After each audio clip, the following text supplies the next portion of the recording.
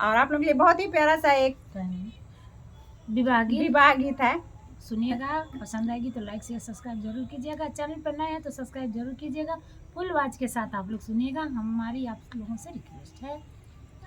नदिया किनारे बेटी किसका बाजन बाजे जी, आए हैं साजन लोग किसको घर ले जाए जी, आए हैं साजन लोग किसको घर ले जाए जी, आए हैं साजन लोग।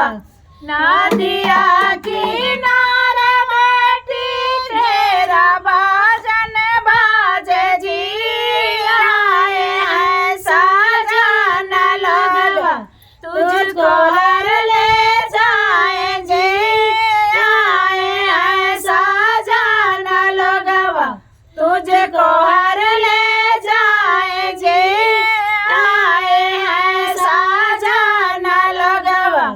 नदिया किनारे चाचा किसका बाजन बाजे जी, आए हैं साजन लोग किसको घर ले जाएंगे, आए हैं साजन लोग।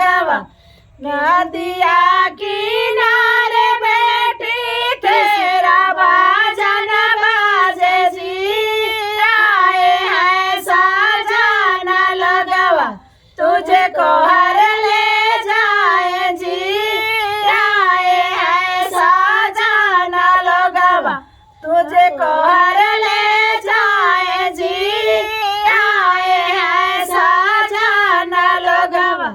नदिया किनारे भैया किसका बाजन बाजे जी, आए हैं साजन लोग किसको घर ले जाए जी, आए हैं साजन लोग।